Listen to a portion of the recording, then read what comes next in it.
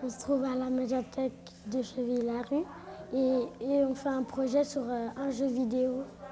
Ces enfants-là en fait, viennent dans le cadre d'un projet de création de jeux vidéo qu'on a monté en partenariat donc, avec la Maison pour tous, qui est centre social au niveau de la ville, avec le conservatoire de musique et avec aussi la Maison du Conte. On essaye d'associer à la fois la lecture, ça peut être aussi le conte, donc le récit oral, mais aussi l'écriture, mais aussi, le multimédia, la musique, le cinéma. Donc quand on peut croiser l'ensemble des expressions artistiques, on le fait. Ces enfants, ils font partie donc du CLAS, c'est le contrat local d'accompagnement à la scolarité. En dehors du suivi des devoirs, on prend d'autres modes plus pédagogiques, comme par exemple voilà, cet atelier jeux vidéo. On a préféré mettre le nom atelier de création de jeux vidéo parce qu'on sait que ça leur plairait.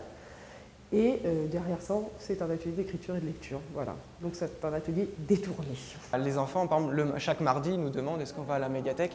Voilà, quand c'est un autre mode, s'ils savent qu'ils viennent sur les PC, ils sont plutôt, généralement, ils sont contents, oui. La création d'un scénario, c'est un peu complexe, un peu difficile. Il faut avoir l'idée de créer telle ou telle histoire. Donc, voilà, on fait appel à un conteur. Un conteur, c'est quelqu'un qui raconte des histoires qu'on lui a racontées, des histoires qu'il invente, des histoires qu'il improvise, des histoires qu'il a lues, travaillées, adaptées. C'est ça un conteur.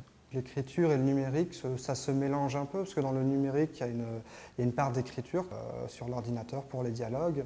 Il y a aussi de l'écriture dans le cadre où on va faire un petit manuel. Tout jeu vidéo a un manuel, et donc on va expliquer comment le personnage va bouger, le faire interagir avec les autres personnages. Donc il y aura de l'écriture forcément dans ce manuel-là.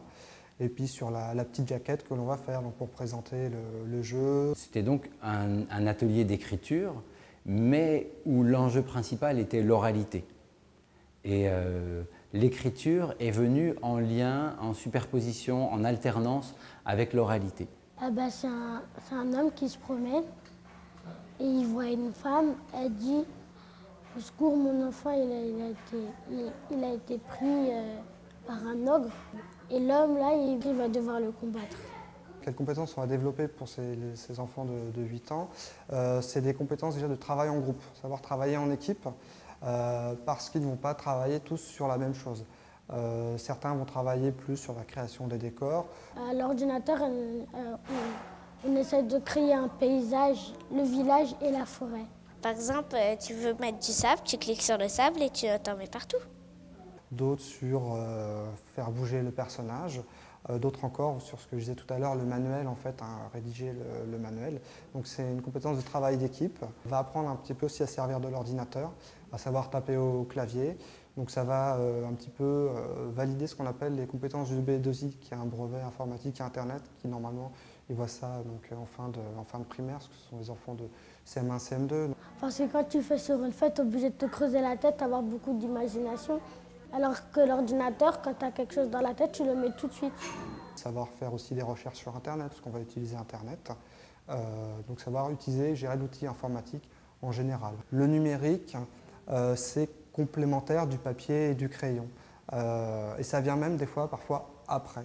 Là, dans notre jeu vidéo, on va d'abord utiliser le papier et le crayon pour écrire le scénario.